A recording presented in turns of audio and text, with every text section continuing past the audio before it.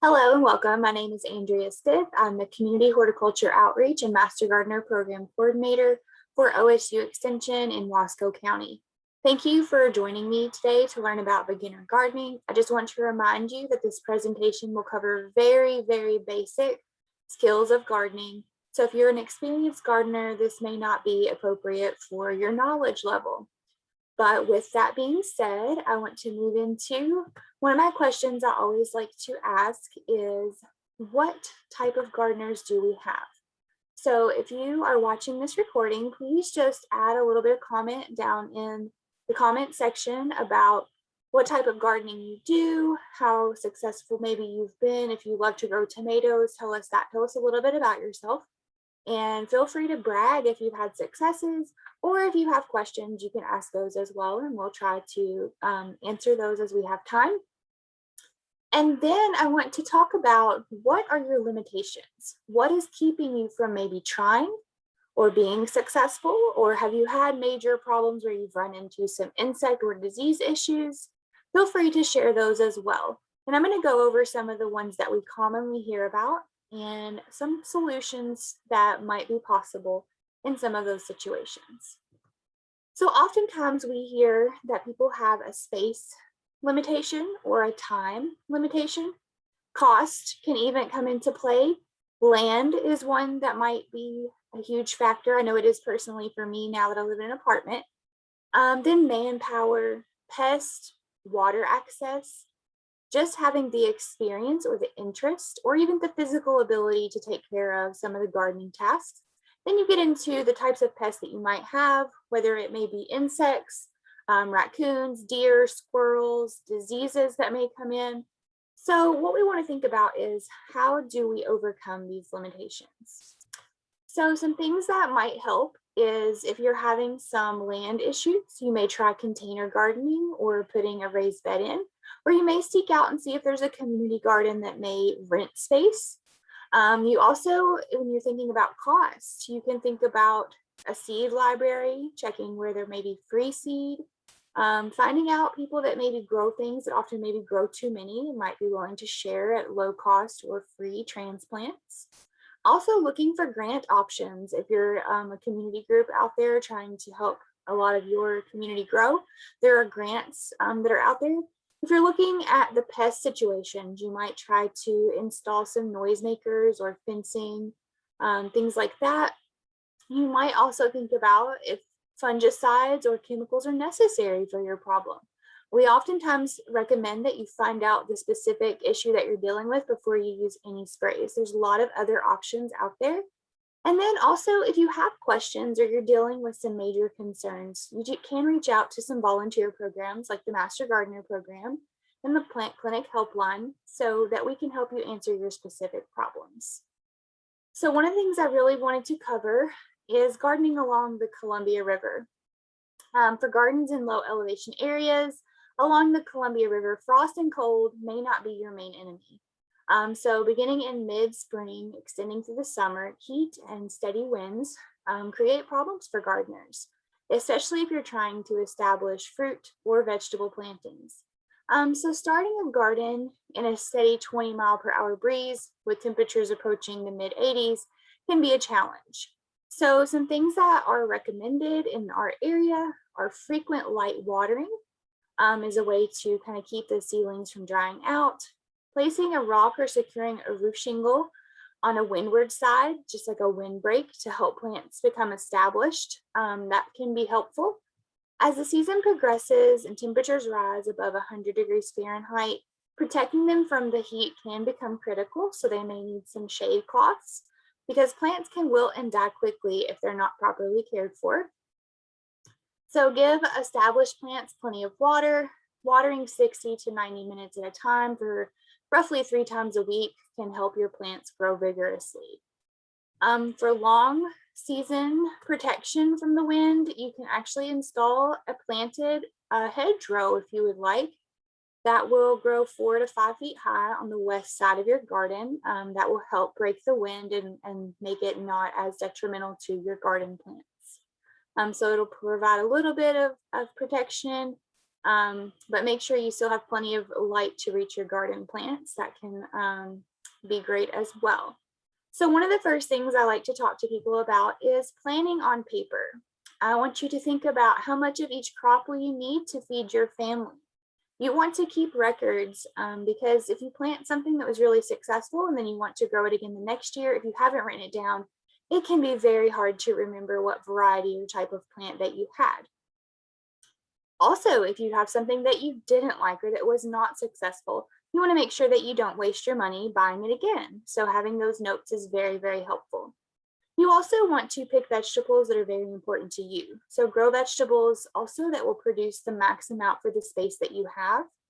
And you want to write it out and draw it out so that you kind of have a good idea of where things are. Yes, we oftentimes will tag our plants in the garden, but plant tags can be washed off with weather or wind can blow them away. So if you have a good map of your garden laid out, you can know where things are even before they start flowering or fruiting. And you can remember also when you start planting again next year, how to rotate your crops because you'll know where they were. So it's really important to keep notes. And also when you're planning out your garden, you want to place your taller plants on the north side so they don't block out the shorter plants' sunlight. And then you want to try to keep records of if you've done a soil test and what amendments you've added. If you did end up using sprays or chemicals on your garden, you also want to keep track of that and how much you used and when. And then you also want to think about when you fertilized and a timeline for when you did what in your garden. So if something wasn't successful, you could look back and see maybe you want to adjust the timing of something, or if something was successful, you'll remember when to do it the next year. And you can also do succession planting if your space is limited, and that's where maybe when the lettuce is done, you go back in with something else that's a later season crop. So having a good plan and knowing when things are going in, when things should be harvested, it's always really nice to have a good calendar of events for your garden as well. One of the common mistakes that people make is planting a very large garden and then they become overwhelmed with the amount of time or work that it takes to keep up with it. It can be very discouraging and is one of the main reasons that people will give up. So plant only as large of a garden as you can easily maintain. And I repeat, easily maintain, because weeding, pests, watering, and harvesting all have to be done, and they have to be done in a timely manner. So don't let this common mistake happen to you. Make sure that you're planting something that you can manage and maybe manage without help if you don't think you're going to have maybe a spouse or kids or family members or friends to help you. Then we're going to move into selecting a good site for your garden. So where is your garden? So Oregon is divided into 4 regions and they're broken down in this chart right here. In our area in Wasco County, we're traditionally going to be this region 3 or 4, depending on your elevation. So this is going to make your short growing season of 90 to 120 days in region 3. So frost can occur during any month. And then region 4, with the Columbia and the Snake River valleys, you got 120 to 200 growing season. Now, hot days, warm nights, and the length of the season can be pretty well defined to roughly 120 to 200 days. But again, watching your weather can be very important. You want to avoid low spots or valleys when you're picking your site. You want to look for southern exposure and always try to plant away from buildings or trees or other things that may cause shade, and keep your plants from having that good 6 to 8 hours of sunlight that most of them require. And then you'll also need to think about where is your water access. So rain is an issue here. So we want to think about where is our water source and how are we going to be able to irrigate this site. So garden site selection is also affected by your wind exposure, your temperature, humidity. Wind removes heat, radiating from the soil, it dries out plants and it can cause the plants to close their stomates, the tiny little leaf openings, and that is where they conserve water. So it's going to reduce that growth potential. So we want to think about all these things and think about selecting a good garden site that'll help you get off to a good start. When you're trying to determine the directions, you can go onto Google Earth. This is a Google Earth image of the university campus where we are in Wasco County up near the community college. So if we were looking at trying to put in a raised bed or something like that in the area, this would give us a good idea of the directions. So the top of this image is going to be north. And that was, again, from Google Earth Images, helped me figure that out. And it's very easy to use if you get on and you can type in your address and it will zoom down into your home so you can kind of make those decisions. You can also see that you can see the shaded areas of some of the trees. Some of those things may be helpful as you're planning your site. So preparing the soil properly with a soil test. So we do recommend that you soil test before you start growing. If you haven't done that already, you still can, but some of the amendments may not take full effect. We do recommend soil testing in the fall, so that way if you need to apply any lime in the fall, you can do that and you'll have time to kind of go through the chemical reactions it needs to. And fertilizers should be applied in the spring before planting. So you can look at the different types of fertilizers that you need. Oftentimes your soil test will tell you if you need a full-fledged 10-10-10 type, where it gives you the nitrogen, the phosphorus, and the potassium. Some soils don't need all of that, so you may be putting in more things than your plants need. So you definitely want to check your soil and kind of see what your site needs. Also, you want to try to turn over the soil in the spring as soon as it's workable. Some people choose to do this by hand. Some people try to use a tiller or something like that. So you may want to look at your options when you're thinking about that. But don't work the soil when it's wet. This will overwork the soil and actually can cause some major compaction issues for you. So make sure that you're not working it too soon. Prepare about 8 inches deep, and you can add organic matter each year if you want, but we do recommend you avoid using fresh manure because it can cause some concerns with nitrogen burn. And also, oftentimes, if it's not composted, it can have a lot of weed seeds and other issues may accompany it. So just make sure you're avoiding that fresh manure. So what if you don't have any soil? You may want to consider raised beds or growing in containers. Space savers as well also allow for the enabling gardening. So if you have back issues or maybe some flexibility issues, these can also rise them up a little higher for you to be able to work in the beds. Container types matter. So if you're looking into container gardening, we do encourage you to attend our class later in May.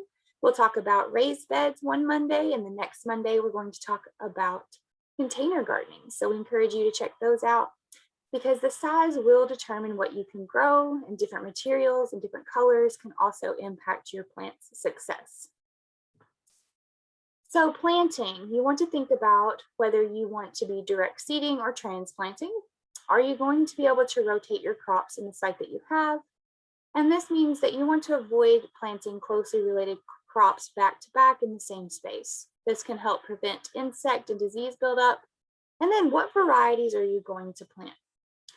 Facilities that are available, the cost of the seed, maturation time, the value of the crop are all things that you may want to consider. So you don't want to plant things in the same row every year. Ideally, you want to switch them out for 3 years, but do your best with the space that you have. When you're looking at disease and insects, oftentimes the related vegetables, if you're rotating those out, can be an effective way to control your soil-borne plant diseases if the alternative crop is not susceptible to the disease. So this graph on the right, table 2 here, shows the families and the vegetables that are in each of those families. So that way you can avoid planting those back to back every year. So in general, you just want to avoid planting, for example, tomatoes and peppers back to back, or broccoli and cabbage in the same space 2 years in a row. So when you're looking at that, diseases and insects can often, they'll have different hosts. So if you're rotating the ground, you can help to reduce the risk of having those insects come in as early. You also want to consider your maturation time, your disease resistance, the size and growth habit, and your personal preference when you're looking at the varieties that you're planning to purchase. You may be somebody that looks for a sweeter tasting pepper or a really hot pepper. So making sure that you're looking at those different things on the seeds packets when you're purchasing those, or transplant tags when you're buying those. And you can definitely look at something Near the end, I will give you a reference for some varieties that are recommended here in Oregon and some of the trials that they've done on those. So if you're direct seeding, this is when you plant the seed directly into the garden site.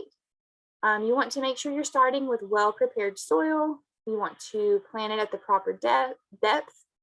Each seed packet usually has how deep you need to plant on the back of that seed packet to give you that information. You want to water them in as needed, and use a shade cloth if necessary. If it's too hot and you think your little seedlings are going to get scorched, you can shade them out if you think it's necessary.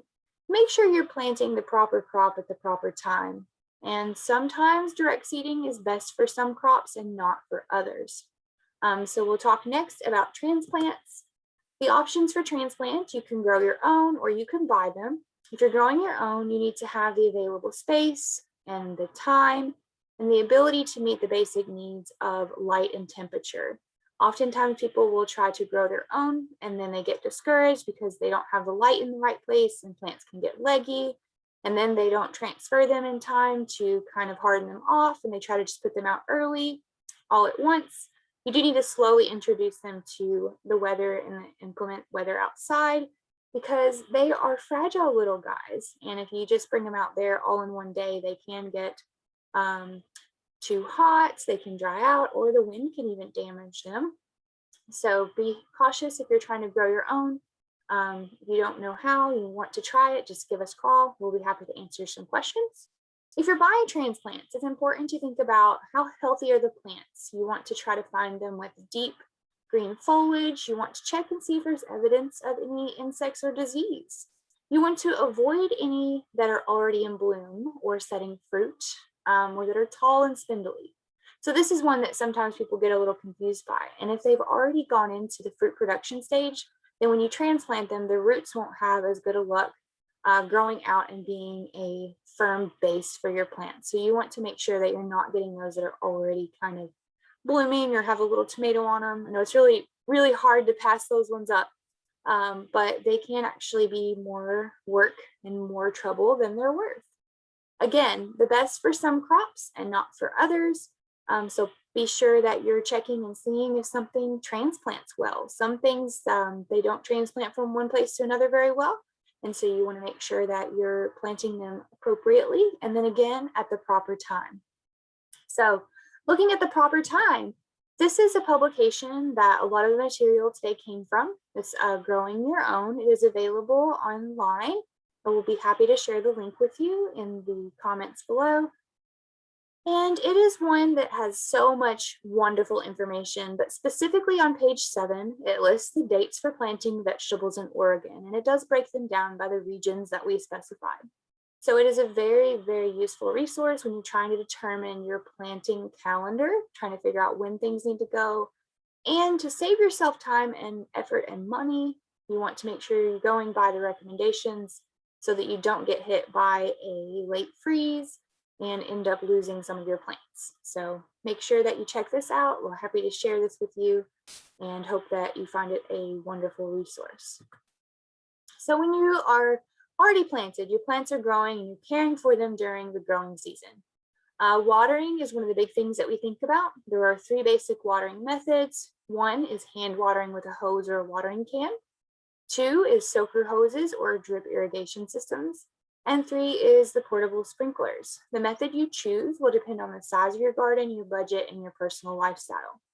I do recommend that you water in at least 6 inches deep and then let the surface inch or 2 completely dry out before watering again. You wet the soil, not the plant. If you're wetting the plant, oftentimes this can be a cause for some disease concerns where the water sits on there. We also recommend that you water early so that the foliage has time to dry. And irrigation is recommended of some kind, so that way you're not having to worry about it. If you can set it on timers, even better. But again, go with what your budget can allow. If you're mulching, mulching has a tendency to reduce the water evaporation, and it can reduce and suppress weeds in the competition that you may have. So we do recommend mulching if you have the ability to do so. And if you have questions about that, you can definitely ask us, or there is a reference in that book, the publication I mentioned in the last slide. The next thing we're going to talk about is fertilization. Usually you do need to supplement most vegetable crops with nitrogen, and this can be done with fertigation, where you run that nitrogen through the watering system, or you can side dress those plants that maybe need a little bit of a boost by maybe hand putting it next to the outer edge of the plant. So it's kind of up to you and your method and what you have. For pest control, we do recommend that you do at least a weekly inspection just to look around your plants, explore the top side and the underside of the leaves, maybe even the base, the roots. Chemical control is our last resort. This is something that we try to avoid if we can. And if you are using it, you want to use the least powerful and use it according to the label's directions. But first, we recommend that you identify your pest or weed by bringing us a sample at the office, or you can send us pictures and we will try to help identify. And it is better to know what you are treating before you spray anything. So we do recommend that you try to identify what your problem is before you try to treat it. If you're looking at disease control, great things to consider. Site selection is huge on this. If you plant in a low-lying area or where water may pool or in a shady spot, you may end up with some disease issues. Sanitation is another thing. If you have diseased plants, get them out of there. By leaving them in there, the only thing you're going to do is put your other healthy plants at risk. So if you have maybe 5 or 6 tomatoes and one of them starts showing signs of disease, go ahead and get that one out of there before it has time to spread to the other ones. You also can select for disease resistance. It is not going to be 100% that it won't get it. It just is going to be resistant and may get it later in the season. So you can check your plants for those when you're getting different varieties. They usually have disease resistance listed if they have specific things that they are resistant to. You also can practice that crop rotation like we mentioned. Remove the infested plants and destroy them. Do not compost the diseased plants. That's going to be putting you at risk for spreading it throughout your garden in the future when you put that compost on. Again, we do recommend a minimum of weekly inspections. And if you are controlling your weed and pests, you're going to be helping to control the disease vectors that may be bringing those diseases in. You want to avoid wetting your foliage, and you don't want to work in your garden when your foliage is wet either. You can also use that mulch. It can help prevent the splattering of water and spreading of the diseases.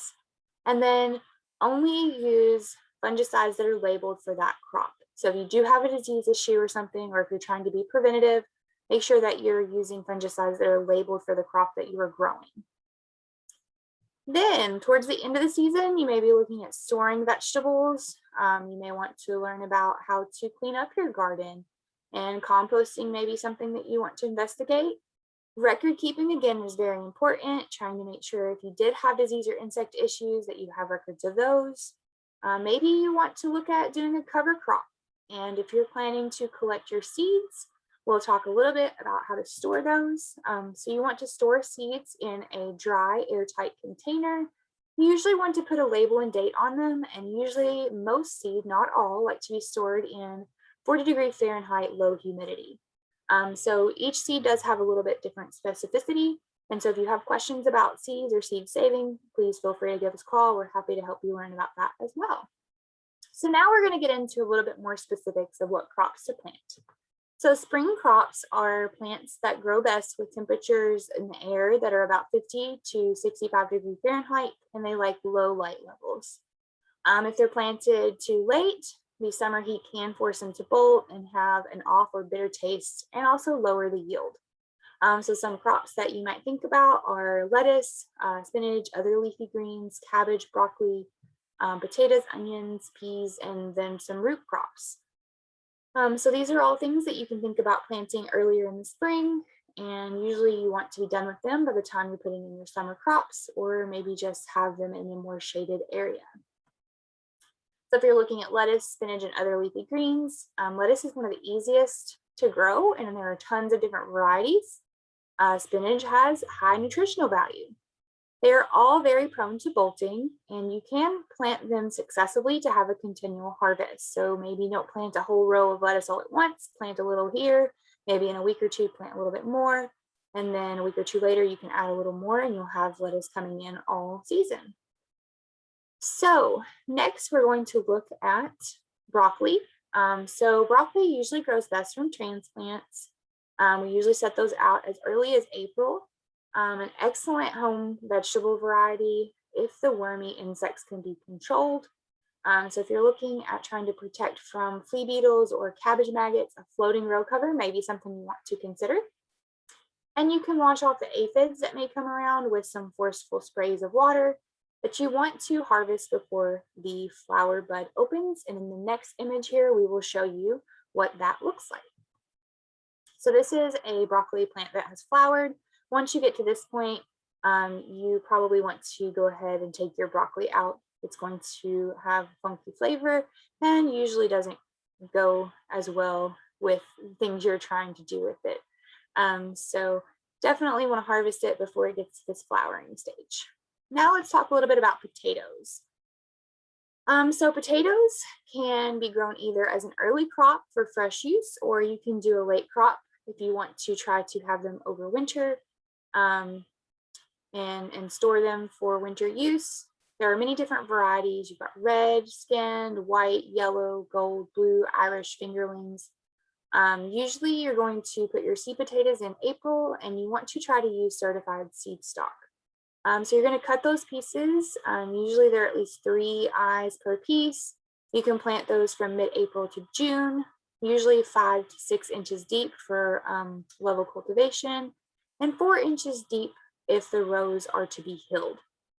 So hilling up the soil and straw and mulch around the plants can be great for preventing the greening of shallow tubers.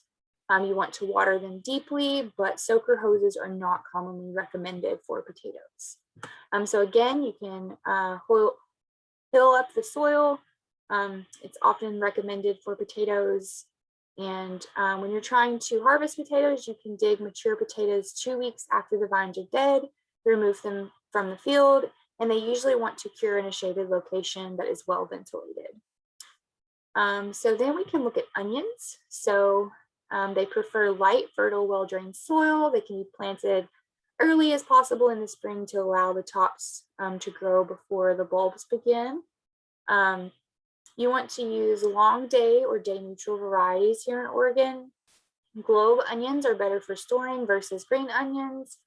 You can do them from seed sets or transplants, and starting with seeds allows for greater choice of variety, but often can take a little bit longer to have the bulbing onion ready to harvest. So they also, when you're harvesting green onions, usually you want to wait till the tops are about 6 inches tall, and then for bulb onions, when about 2/3 of the tops have fallen over. Cure onions outside or inside with or without the tops in a shady ventilated area, and you want to store them in a dry ventilated area that is roughly 35 to 40 degrees Fahrenheit with protection against freezing. Now we'll move into some summer crops. So warm season vegetables require warm temperatures to germinate. Usually that is 50 degrees Fahrenheit or warmer day and night temperatures to reach maturity. So most summer crops are planted during late spring after the danger of frost has passed. These warm season crops require warm soil and air temperatures for vegetative growth and for fruit set. Things that we would consider summer crops are beans, tomatoes, peppers, squash, corn, cucumbers, melons, sweet potatoes. So Oregon's climate affords gardeners the joy of growing many types of plants. However, in many areas, there are some limitations to growing some warm season vegetables. So even if the growing season is long, sometimes the air and soil temperature may be too low for maximum plant growth. So luckily, there are some ways to enhance the growing temperatures and things. If you're interested in that, we do have a publication that talks about how to extend your growing season. So season extension culture techniques will be necessary sometimes to realize a harvest of some of your crops in areas where that growing season is less than 120 days. So these warm season crops, they'll need protecting because they will not be able to withstand any frost or cold nights. The cold nights will slow their growth. So just be cautious of that if you're looking at summer crops and you deal with a short growing season. Beans are the next one. So you can have pod versus bean, you can have your bush versus pole. You want to try to be careful and not overcrowd them, and successive planting can be used here. With both types, a consistent harvest of the mature pods will help prolong bearing throughout the season. So if you use bush varieties for quick production and pole types for a longer season, both types, again, harvesting them will help. And then you can try the flattened potted Italian types for maybe a flavor treat. Peppers, there are so many varieties. There are heat lovers. Those are going to be grown best from transplants. Peppers should be transplanted. It's a good, easy selection for a first-time gardener. So it's similar to tomatoes in many ways. Usually you set out your transplants after the danger of frost has passed. If you're wanting the red fruit, then the green must remain on until that red color develops. Again, there's many types and colors available. There are different flavors and heats. There are sweets and hots and long and plump and so many different types of peppers out there. So make sure that you're selecting ones that you prefer and that your family will use. And then if you're wanting to know a little bit about fertilizing, you supply the nitrogen usually earlier in the season for these. It'll promote vigorous growth before that fruit starts to set. And plastic mulch can help increase your soil temperatures. So think about that if you do have that growing challenge. Tomatoes, there are even more varieties. You have red, yellow, pink, purple, cherry, baseball, determinate, indeterminate, heirloom. Usually these are set out again after the frost danger has passed, and you want to select stocky transplants, really nice, hefty little guys to transplant into your garden. Early varieties with compact growth are best suited to most Oregon areas. You want to set out the well-grown plants again after the fear of that last frost. Allow plenty of space between your plants for caging and staking if necessary, and then you want to try to select varieties that are disease resistant. Some things that you may see are early blight or blossom end rot. Watch out for flea beetle damage. Growing indeterminate varieties in cages or on trellises. Determinate varieties don't necessarily need a support, but it can be useful and sometimes will make them grow nicer, and especially if you're using a container or raised bed and you just want it to look nice. You want to water them regularly and consistently to prevent that blossom end rot. So that's just some tips for beginners. Squash, you have summer versus winter. You have bush type plants. You have yellow crookneck zucchini. It is a warm season crop. You pick them usually every other day, if not every day. They don't store for very long, the summer squash, and they can be grown from seed or transplants. They're very rewarding and easy to grow with a wide range of colors, types, and flavors available. They can be grown from seeds or transplants again. Just think about also winter varieties that might be able to be stored for longer periods versus your summer squash. They are bee pollinated. So if you are using a row cover, be sure that you remove them when the first blossoms start to appear so that they can be pollinated. Corn. I get asked a lot of questions about corn. And one of the things that I like to consider is consider your space. If you're not going to have a space big enough for quite a bit of corn, it can be a space eater in the garden. It's also usually wind pollinated, and weather can be a huge factor. If you get a big gust of wind and it blows it over, it can be really detrimental to your season. Usually you're harvesting it early in the morning, but just a reminder, you plant it, they may come. So just think about that. When you're making successive plantings of one or more variety, that can be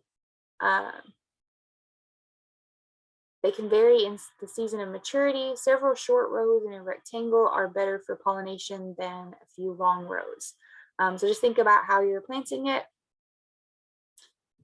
And then, of course, here's a before and after. You know, he's been in the garden, he was hungry, and now he's really, really full. So why would you want to grow your own? You can get the variety that you want you know how it's been treated, what it's been sprayed with, or what it hasn't been. You also usually that fresh tastes better. If you've gone and gotten tomatoes right from the garden to use in a salad the day of, it's going to be better than anything that's been shipped and lugged around different places. Vegetables can also be fun. So you got cute little weird shaped ones that come in. And again, you can harvest at the stage that you want it. So some people prefer, fried green tomatoes or something that some of my family members really enjoy. You can harvest at a different stage if you want to. You may want your zucchini smaller, about pinky finger size, or you may want the big arm size ones if you're doing zucchini bread. So you have more control on the harvest stage. And just to review some of the things that we've learned today, 7 things to remember to be successful. Plan on paper before you begin. Make sure you start out by selecting a good gardening site. Prepare your soil properly with a soil test. Plan only as large of a garden as you can easily maintain. Grow vegetables that will produce the max for the amount of space. Plant during the correct season and harvest vegetables at the proper stage. Here is a list of our references. I'll be happy to share these links with anybody that would like to have them emailed to them. And then if you need to contact me, my name is Andrea Stith. Again, I'm the Community Horticulture Outreach and Master Gardener Program Coordinator from the OSU Wasco County Extension Office. My email is andrea.stith@oregonstate.edu. You also can reach out if you have questions to the Master Gardener Plant Clinic at 541-296-1217 or email wasco.mastergardener@oregonstate.edu. We'll be happy to have an experienced master gardener answer your questions and work through the problems or give you suggestions if you have questions. So thank you for joining us and hope to see you at the next Around the Garden series. Next week, we'll be covering raised bed gardening. So thank you. Have a great day.